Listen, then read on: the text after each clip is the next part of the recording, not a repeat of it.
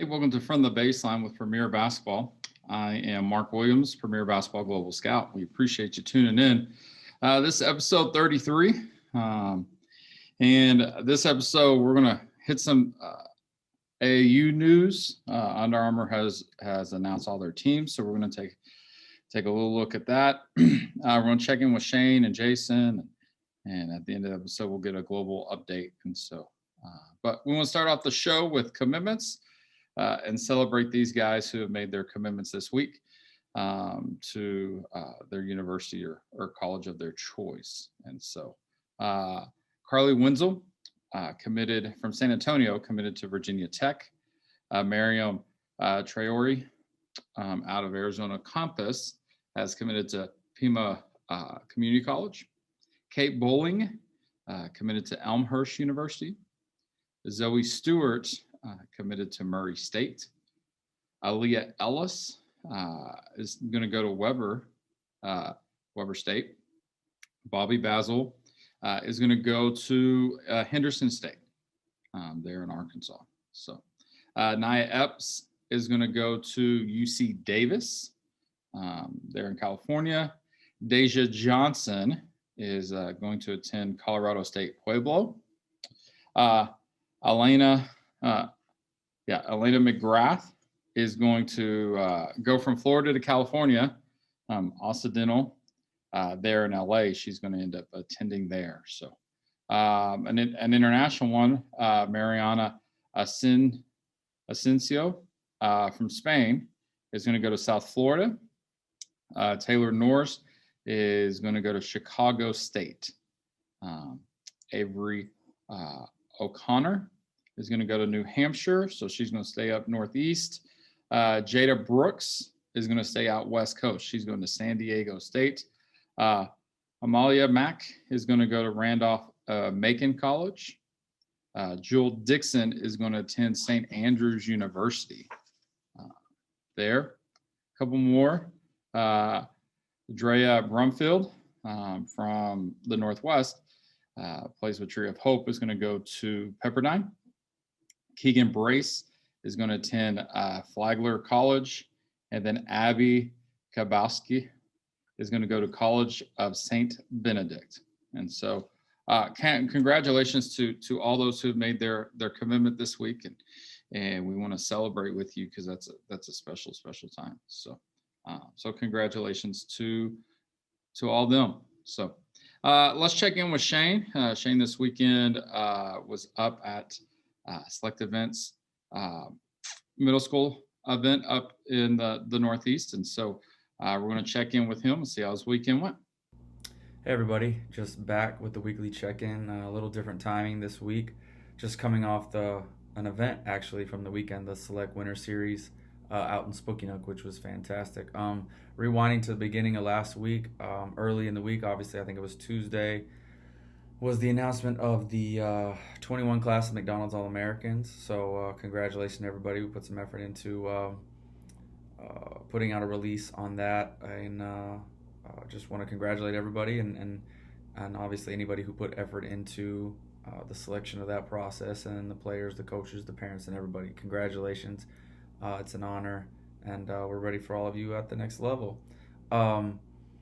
Going into later in the week, traveled up to Philly and then drove over to Spokane, and then was able to catch Friday night game online, St. John Vianney versus Trenton Catholic, which was a great New Jersey matchup.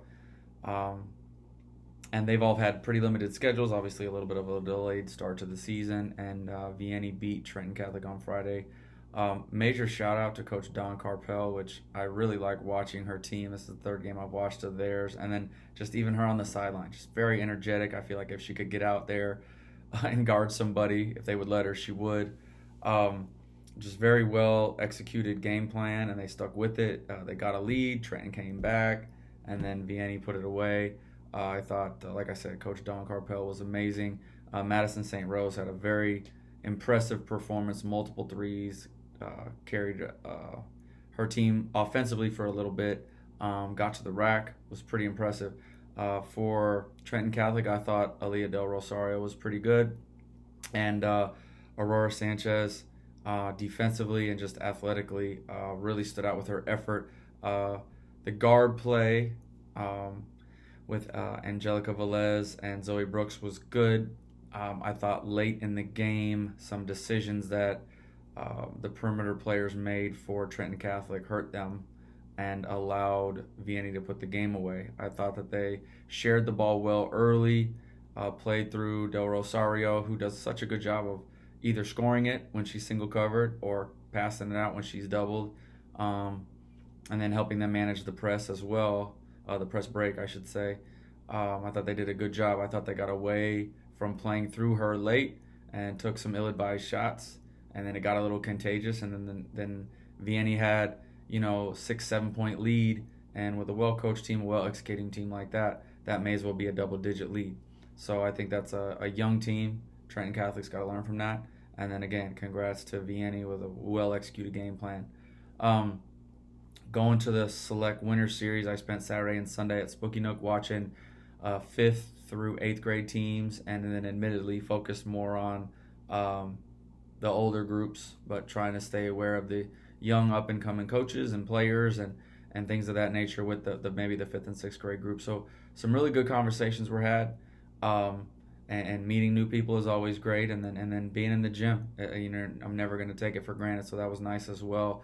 Don't really want to get into overdoing it with player names and things. We'll create an internal report, and our subscribers will have access to that. And we'll talk later about specifics of players when we do the watch lists and things of that nature. But I'd like to, maybe name some of the teams that I noticed, have some good young up and coming players. Again, more focused with the 7th and 8th graders, and then finding out maybe a few of those teams had even some 6th graders playing up. So there was I don't want to overvalue or make it seem like we overvalue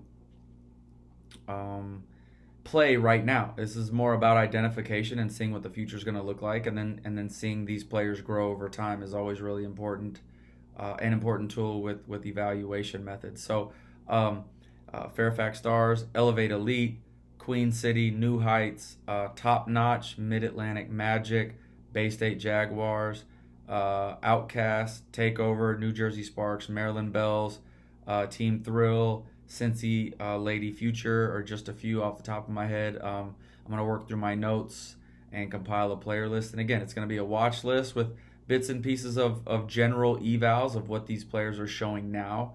And then just, the list is going to be for making sure we can keep track with these teams and these coaches, so we can follow up once they get, into the high school level or even into this summer where they're playing some more competitive basketball. So I think that the thing about the gym this weekend, it was certainly a competitive atmosphere, different coaching styles across the board.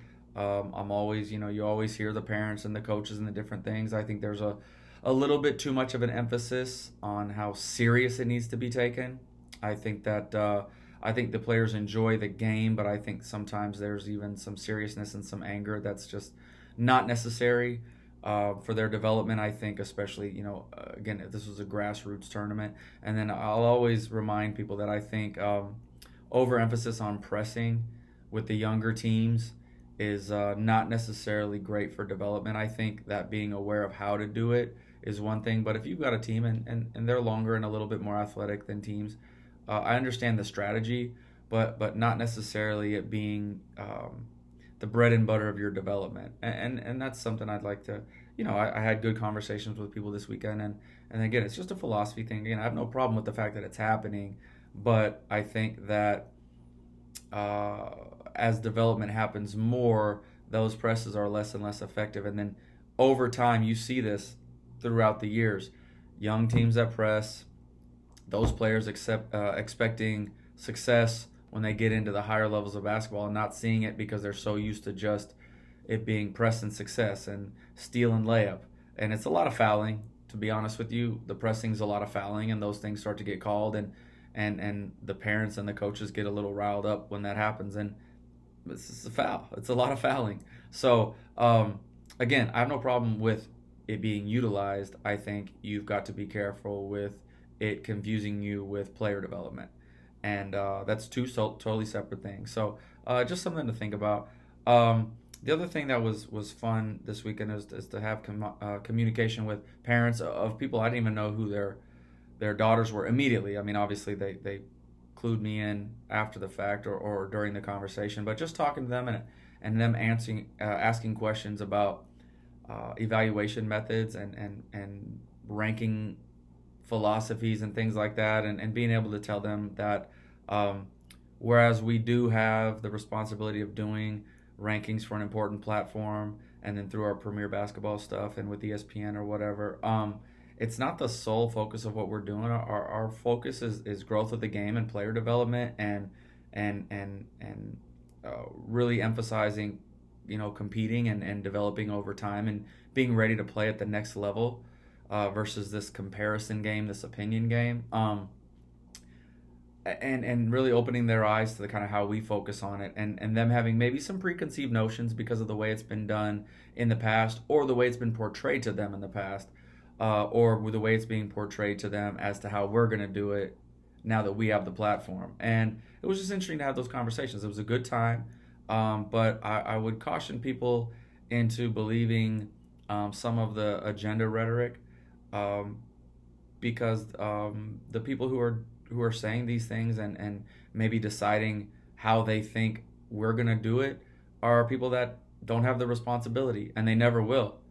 And it's pure speculation, and in my opinion, sometimes even intentionally incorrect. And so we do this for the game, the players, the families, and hopefully to help these people transition into success at the next level. And any other explanation is just not correct.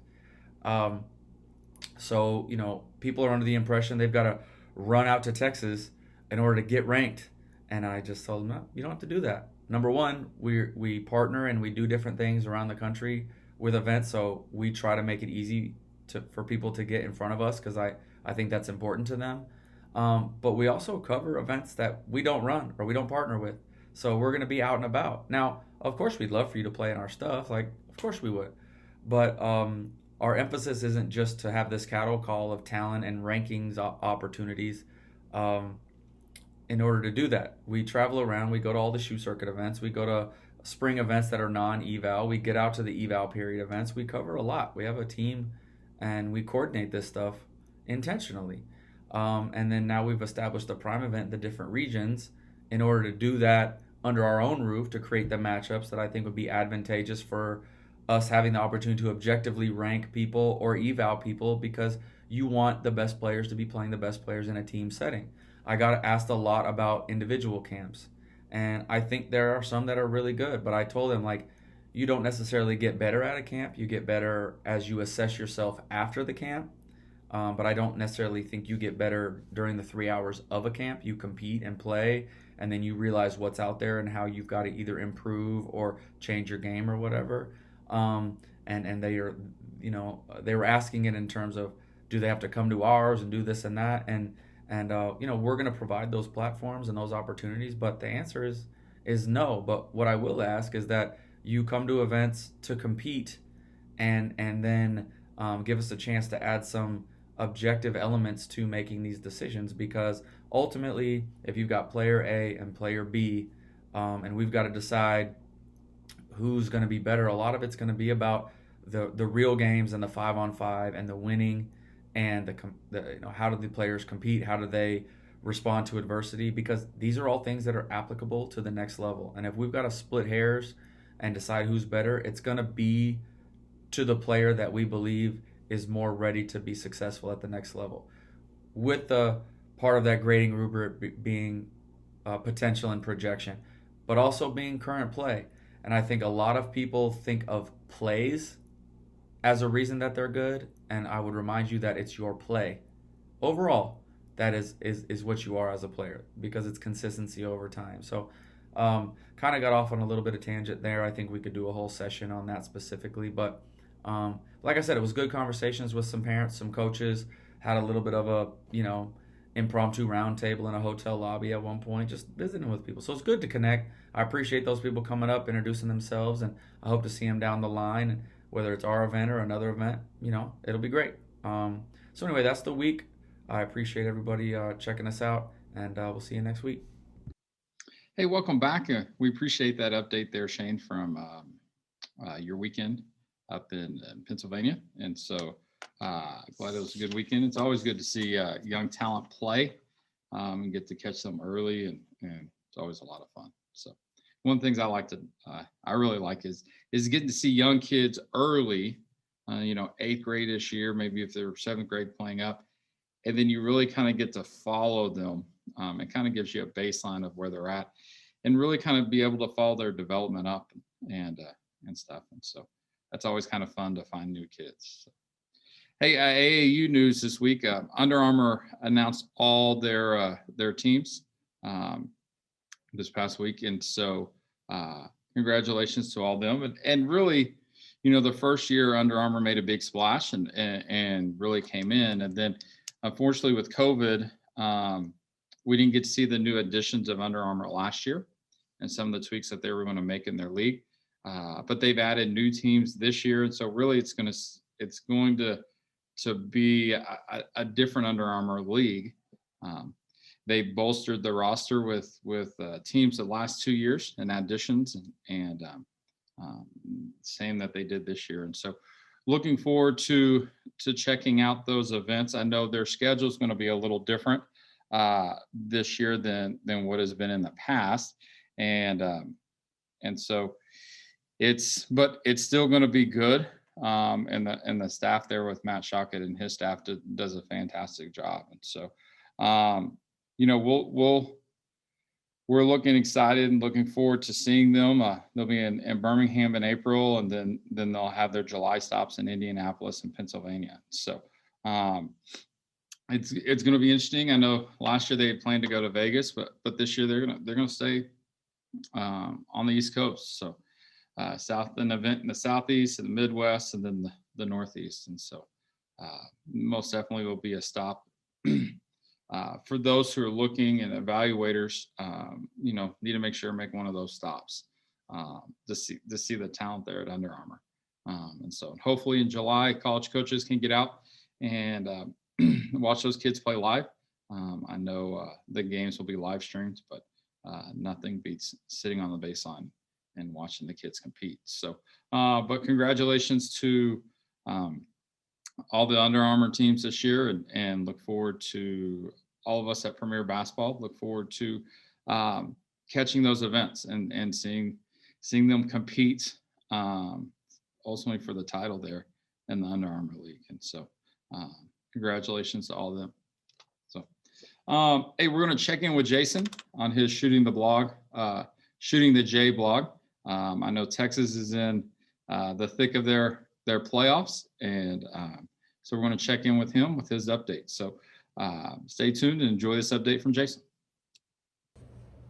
Well, good morning, everyone, and welcome to From the Baseline.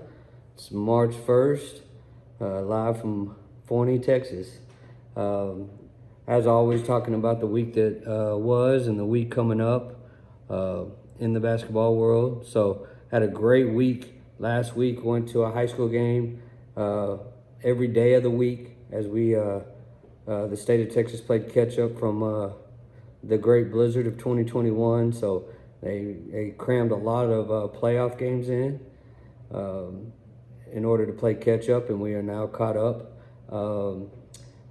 And so I also was able to go to a college game. I went and saw Marshall at North Texas on Saturday. So able to catch a lot of basketball this week, which was great, live. I hadn't been able to do in a while. So first, on Monday, I went to Richardson Plano. Richardson has UCal Santa Barbara commit Callie Cooper, Kaya Ponder, who's committed to Oregon State. Underrated, I think a really good get for Morgan State. And unsigned Zariah Tillman against Plano. Plano has La Tech commit Amaya Brannon, Arkansas Little Rock commit Michaela Edens, and 2023 Celeste Blow. Celeste got my attention there, so a name to watch and one I'll be tracking this summer. Plano, a little bit too much for Richardson to overcome size-wise and depth-wise. Just eventually wore them down. on the boards and getting to the free throw line and such. So really good game, back and forth tilt. In the end, Plano pulls it out. On Tuesday, I was able to see Mesquite Horn and Duncanville. Mesquite Horn led by Jasmine Shavers, who, in my opinion, is the Metroplex Player of the Year. Had a great season. Mississippi State commit.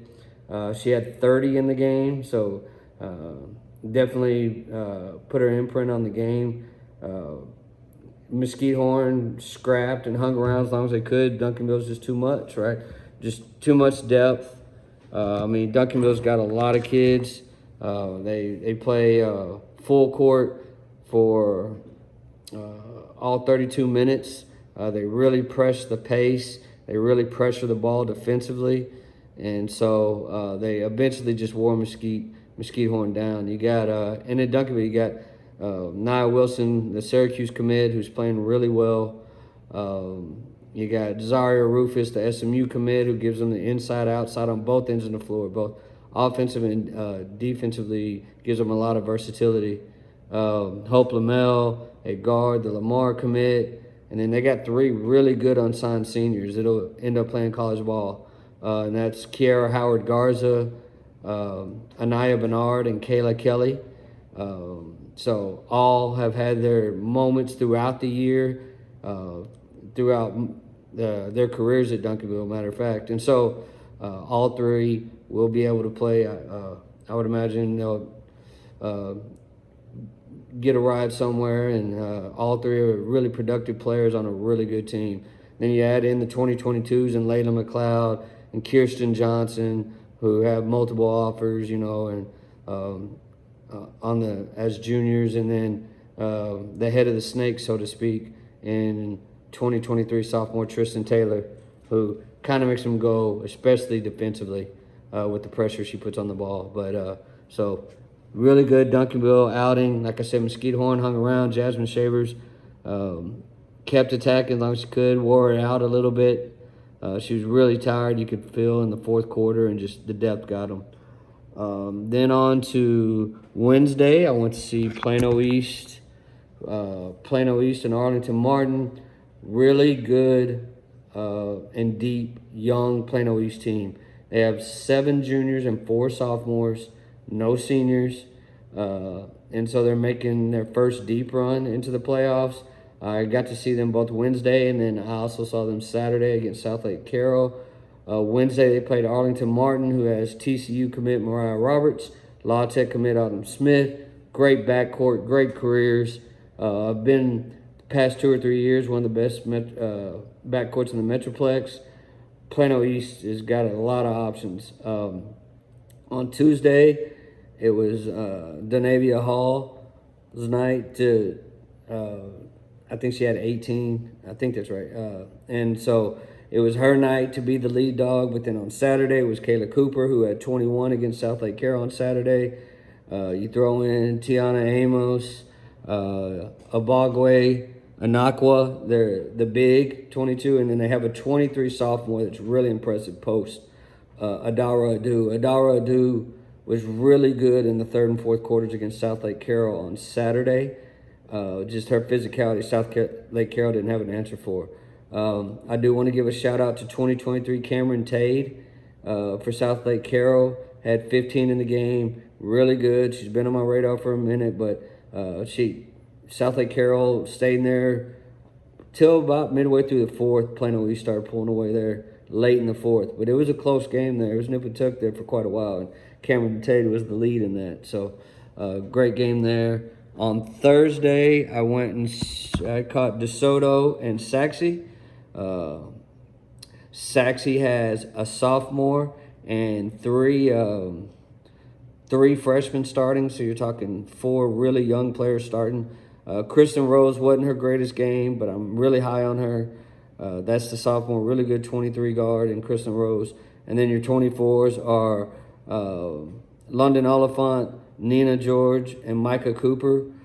2 guards. Micah Cooper is a wing forward. Hit a couple threes against DeSoto. All 3 have been on the radar for quite a while. They're so really good club, on a really good club team there at Cy Fair. And so Um, they were just overwhelmed with DeSoto, which no shame in that. DeSoto's one of the best teams in the country, so nothing new there. But Saxe had a really good year. They're really young. They're going to be a team to watch over these next couple, 2-3 years. They're going to make some real noise. As for DeSoto, Kendall Brown is taking it to another level in the late regular season into the playoffs. She was really good, multiple threes. Houston commit, and she's going to be really good at Houston. But she's really taken over the leadership, it feels like, of that team, and has played really well throughout the playoffs. They do have two really good unsigned seniors, and Kayla Glover, who's a high academic kid, point guard, and Ariana Hines, another guard that has had a really good career at DeSoto. Both will play college basketball somewhere. Of course, you got the 2022s. The only one committed thus far is Tiana Heron to Kentucky, but you got Samaya Smith, who is nationally recruited. Amina Muhammad, nationally recruited. Ayanna Thompson, nationally recruited. Jaya Perry, nationally recruited. So obviously they're loaded, and it's going to be Duncanville DeSoto tomorrow night is going to be a big one. Obviously, I believe it was 9-7 were the two DeSoto wins. They won by one game by 9 and the other by 7. So it'd be interesting to see the adjustments made. Do you stick with what has gotten you there both ways? Because Duncanville allows the pressure. DeSoto plays with their size really well. It's going to be a very interesting matchup. Two teams, neighboring towns that know each other inside out. There's nothing new coming to the table as far as personnel or anything like that. Everybody knows everybody here, so it's going to be a really good game. Then on Friday, I was able to see a great game. Wiley East and Red Oak. Red Oak led from the tip. So the only time the game was tied was 0-0 and at the end of regulation. Red Oak led the entire time through regulation until about 8 seconds left. Kasha Davis, the Lamar commit for Wiley East, hit a floater to tie the game. Really tough shot. And so Akasha fought foul trouble early in the game. She picked up 2 early in the first quarter, picked up her 3rd early in the second half. So they were having to run her in and out and play the foul game a little bit. I thought she did a really good job of staying patient and then hit the big shot when it counted, took over in overtime. So she's going to be really good at Lamar. Good gift for Lamar. I was also actually 2024 Kiara Roseby, Wiley East jumped out at me. I think she had 12. Really patient, really heady, played really well. That's a good young freshman that I'll be tracking more through this summer and throughout her career. For Red Oak, UNT, Anaya Johnson, UNT commit, really good. She had a really good game. Lefty post, had a double-double, 19, I believe it was 12 boards, something like that. But, yeah, really, really good presence. I think she's going to have a really good career at North Texas. And then 2022, Bree Davis, who has had a spectacular high school season. So she's really on the rise, it feels like, really coming into her own. And so big summer for her that we'll be watching, but she's had a really good high school season. So jumped on the radar for sure. I've had a lot of calls on her. So that sets up going to tomorrow night, South Grand Prairie, Plano East, South Grand Prairie with UNT commit, Kendall Magruder, UNLV commit, Kiara Jackson, Army commit, Basana Kearney, and then unsigned Nasera Malou. I think Nasera Malou is going to be a really good get as an unsigned senior for somebody late. And then 2022, Jocelyn Hartfield, their junior. So they love to shoot threes. They love to press. They really play wide open. Plano East, how they break the press and then pounding the boards, getting the ball inside, I think will be really important for them. Pace is going to have a lot to do with that. Now, Plano East likes to play fast, but South Grand Prairie likes to play really fast. So South Grand Prairie is going to press, and they're going to shoot a lot of threes. It'll be interesting to see. They did get Plano East early in the year. Plano East is a different team, a lot more experience now, and so that's going to be a really interesting matchup. We've already kind of crossed on Duncanville DeSoto. I don't think there's too much more that needs to be said. Longtime rivals. It's a heated rivalry at times. It's going to be really good. Two teams really getting after each other that know each other inside out. Down in Region 3, you got Shadow Creek taking on Goliath and Side Creek. Of course, shout out to Roy Harmon and Kendall Hunter. Roy Harmon and Kendall Hunter named McDonald's All-Americans last week. So our two Texas representatives from the same high school, both going to Texas. Quite a story there. So, but they have been, I don't think they've had a game at least 25, and maybe nobody's coming in with 30. Within 30 of them in the playoffs. So going to be really interesting to see if anybody can catch Cypress Creek here as we get into the Elite Eight. Lastly, Conference Judson with Rutgers commit Kiara Sanderlin and 2022 Amira Mabry. Amira Mabry's highly recruited regionally. Going against San Antonio Reagan with 2022 Christina Walu. And then the Baylor commit in 2023, Sammy Wagner. Really interesting matchup. Reagan, the young squad led by Wagner and Awalu, have made that deep run, that initial deep run. I think many may have suspected they were a year away, but they've done it this year. They're very dangerous. Extremely talented. Obviously, Sammy's one of the top kids in the country in her class, in the 23 class. So, special players make special things happen, no matter the age. So that should be a great game down there in San Antonio. Lastly, on the college front, two shout-outs. I want to shout out Huey and Houston. Big win over South Florida on Saturday, and looking like they may have an at-large bid if they don't win the conference tournament there. So they have every right to believe they're going to win the conference tournament, and beating the best team in South Florida is a huge win for that program, huge step forward. So props to Huey and the staff and his kids. And then, of course, Texas A&M beating South Carolina yesterday. Gary Blair and A&M winning their first SEC regular season conference championship. And, man, it was what an awesome career, obviously, he's had thus far, and they're really dangerous. They have every right to believe that they have a shot at a national championship this year, and so great job done by Gary this year and that staff. So, all right, until next week. Hey, welcome back. We appreciate that update there from Jason, and always value his input and thoughts on the scenes, especially there in Texas. So, hey, quick global update, real quick. Australia hosted their under-19 training camp, gyms camp. There was 25 athletes there, and from those 25, they're going to pick their under-19 team. And so it's a loaded roster. You got some 21 commits. You have some 20 commits with Gemma Potter being there, who wasn't able to come over to UCLA due to immigration laws. Who has since decided just to stay and play pro there in Australia. And so she was part of the training camp. And then you have 21 commitments like Jade Melbourne to Arizona State, who are part of the roster. And then, you got 22s and 23s that were all there. So it's really a wide range, but a ton of talent and stuff. And so it'll be exciting to see who ends up making that team. I kind of have my choices of who I think.